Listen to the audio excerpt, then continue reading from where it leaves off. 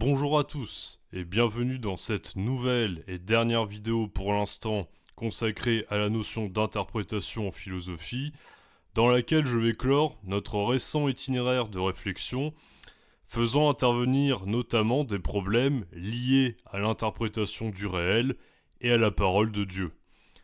On a vu récemment que notre faculté d'interprétation propre à la raison humaine permettait de percevoir l'esprit d'un texte pour ne pas en rester à la lettre de celui-ci. De fait, si la raison permet d'éviter de se montrer potentiellement injuste dans l'usage que l'on fait d'un principe ou d'une loi qui se révélerait universelle, cela tendra à prouver qu'il n'existe, comme le disait Thomas d'Aquin, aucune loi ni aucun principe dont la portée puisse s'adapter à toutes les situations. Je ne reviens pas sur ce point, j'ai déjà pris des exemples dans ma précédente vidéo si ça vous intéresse. Tout ça pour dire que l'on peut, à partir de là, se demander si, justement, ce qui est valable pour un texte de loi est valable pour un texte de loi dit sacré. En effet, la Bible, le Coran ou la Torah sont des textes sacrés, car tout croyant estime que ce qui est écrit dans ces textes provient de Dieu. Il y a certes des prophètes qui ont écrit ces textes, mais ces textes-là sont dits d'inspiration divine.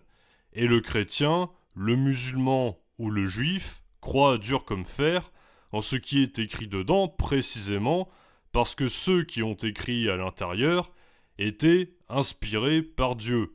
Comment savoir si ces prophètes étaient réellement inspirés par Dieu, me direz-vous ? Comment être sûr que ce ne sont pas juste de gros mythos ? Eh bien justement, en principe, on ne peut pas le savoir, d'où le fait qu'il faille y croire. C'est le principe de la croyance, pourrait-on répondre très simplement. Et si ce n'était pas aussi simple que ça ? Et si dans un texte sacré, la raison permettait de faire du tri entre ce qui est conforme à la raison et peut potentiellement venir de Dieu, et ce qui est irrationnel et ne peut provenir de lui. En effet, Dieu ayant fait l'homme à son image et l'ayant créé en tant qu'être de raison, avec le libre arbitre, comme on l'a vu récemment, il y aurait une contradiction totale à ce que Dieu prescrive à l'homme de nuire à son prochain de façon délibérée. Dans ce cas, comment expliquer qu'il puisse y avoir des fanatiques religieux dans toutes les religions, même les moins connues, qui veuillent nuire à leur prochain, voire à l'humanité sous prétexte que ces autres personnes ne partagent pas leurs croyances. Pire, comment un texte sacré peut laisser place à des passages prescrivant plus ou moins explicitement d'éliminer ceux qui ne sont pas dignes d'être considérés comme des fidèles par rapport à Dieu ?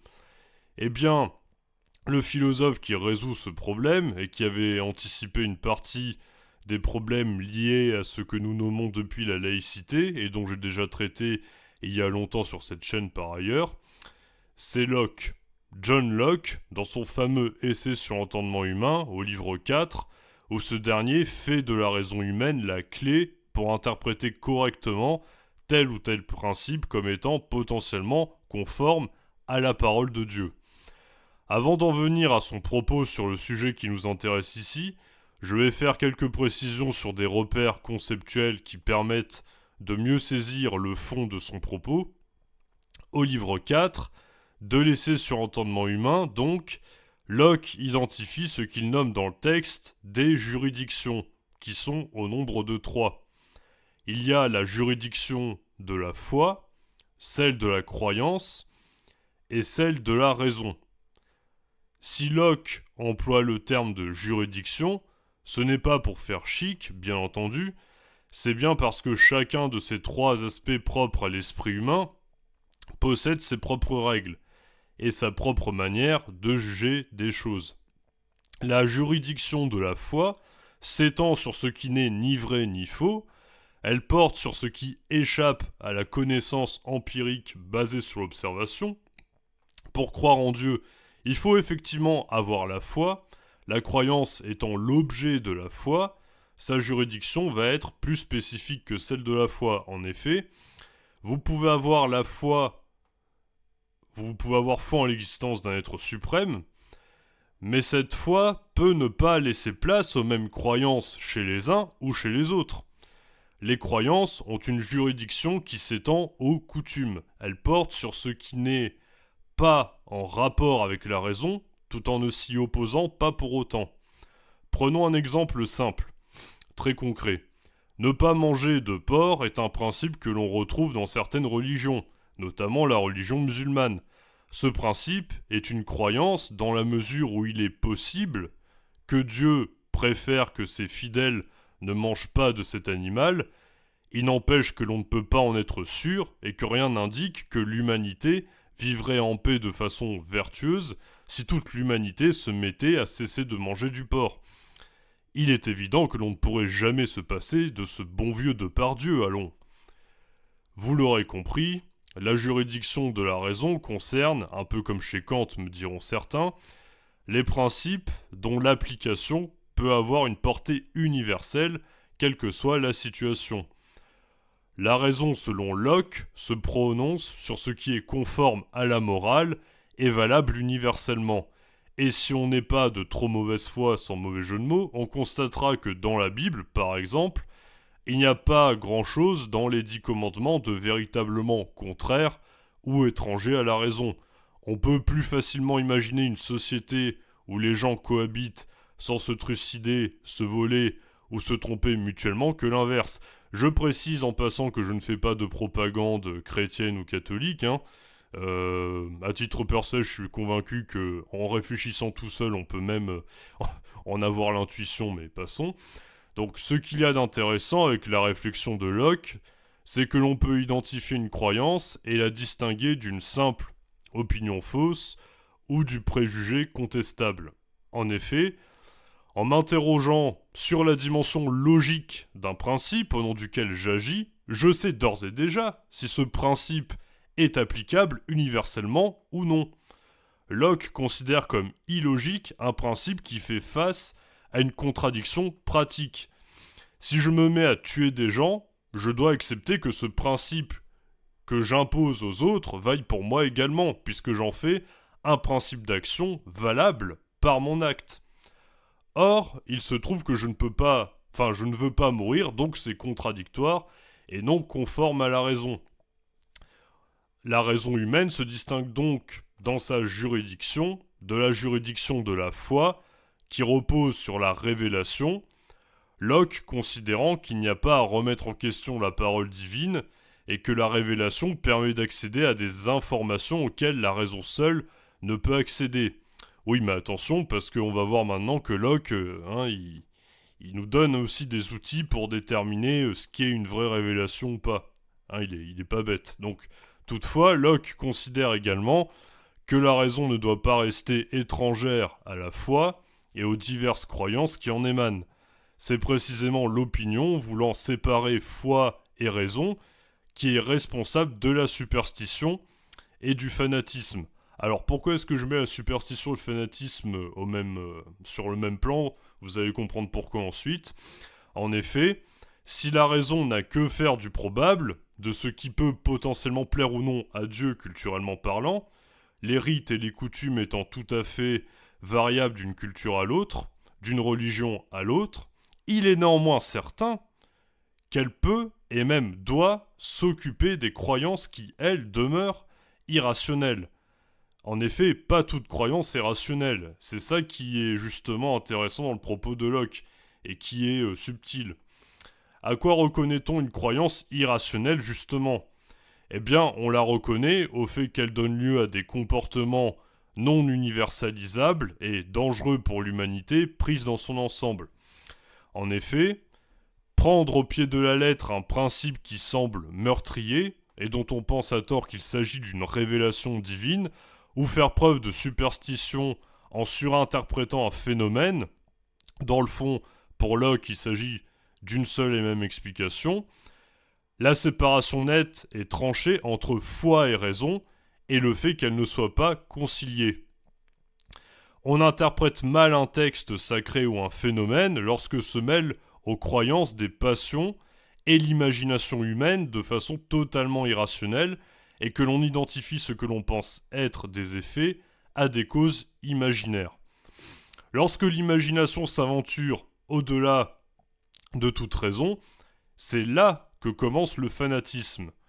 S'il s'agit du méchant djihadiste qui croit qu'il va faire honneur à son Dieu en allant tuer des gens qui ne partagent pas ses croyances, et qui croit sérieusement qu'une telle parole peut provenir d'un Dieu bon, aimant et rationnel, et donc que cette révélation a pour cause ce Dieu, on est face à un cas où prendre un texte à la lettre et se refuser un examen critique est idiot et dangereux. Dieu n'a jamais pu vouloir ça, par exemple, à moins, c'est ce qu'on pourrait me répondre, d'opter pour une définition bien particulière de Dieu qui contredit celle d'un Dieu rationnel. S'il s'agit de pratiques dites irrationnelles, telles que les sacrifices, en particulier les sacrifices humains, que Locke considère ici comme des fantaisies contraires à la raison, il s'agit encore d'une mauvaise interprétation qui consiste à faire dépendre une chose d'une cause imaginaire. Par exemple, la colère ou la joie d'un dieu par rapport à la présence de tempêtes, au contraire d'une météo favorable. C'est justement ce qui a lieu dans Agamemnon d'Échille, lorsque ce dernier, Agamemnon, sacrifie sa fille Iphigénie afin d'apaiser une tempête identifiée à la colère des dieux. Autrement dit, lorsque la foi a pour objet non plus de simples croyances dont la dimension probable n'engendre aucun crime par la suite, porter telle ou telle tenue, manger telle ou telle nourriture plutôt que telle autre, mais des opinions dangereuses issues d'une imagination dont le contenu n'est plus examiné par la raison, cela donne lieu au fanatisme et à de mauvaises interprétations dont les conséquences peuvent être dramatiques. Locke montre ainsi que lorsque la foi n'est plus accompagnée par la raison, elle en vient à se retourner contre son propre objet, Dieu, l'être grand et sage par excellence. Tout homme raisonnable est donc capable de tolérer des croyances qui sont étrangères au champ de l'évidence et de l'universalité, mais il est aussi capable d'interpréter comme étant conforme à la parole divine ou non une révélation ou un principe dont l'application entre en contradiction avec la dimension rationnelle de Dieu. La raison a donc à s'occuper de l'irrationnel dès lors que cette irrationalité est synonyme de violence et d'immoralité, afin de rappeler ce qu'est une surinterprétation et un rite ou une action absurde qui en est la conséquence logique et qui n'a rien à voir avec Dieu. À une époque où l'on s'amuse à instaurer du relativisme un peu partout, revenir un peu au rationalisme, avec modération bien sûr, ne peut pas faire tant de mal que ça. Interpréter une parole ou une soi-disant révélation comme venant de Dieu ou non n'est pas un manque de respect à son égard, ni un blasphème, c'est au contraire la meilleure manière de le respecter et de lui faire honneur en se refusant à obéir à une autre instance qui, elle en revanche, n'a rien de divine. L'interprétation, loin d'être une faculté de spéculation ou d'intuition fondée sur l'apparence, est aussi et surtout une faculté de tri qui permet d'éviter le danger et de débarrasser l'esprit humain de ce qui s'oppose à l'idée même d'humanité. Voilà, j'ai terminé cette petite série de vidéos sur la notion d'interprétation et une page se tourne pour ma chaîne car j'ai terminé également du même coup de travailler sur l'ancien programme de terminale. Désormais, vous aurez une série de vidéos complètes sur chaque notion importante de l'histoire de la philosophie, d'un point de vue académique, mais bien sûr d'autres notions moins officielles ou plus spécifiques sont encore possibles à analyser. Avant de vous quitter, je tenais à vous remercier que vous n'ayez regardé qu'une seule vidéo ou presque toutes pour avoir pris la peine de m'écouter ou pour avoir un peu rendu justice à mon travail de longue haleine. En effet, cette vidéo sera la dernière de ma chaîne pour le moment. Je n'ai plus envie de me donner encore du mal à faire ce que je fais pour l'instant pour des raisons personnelles.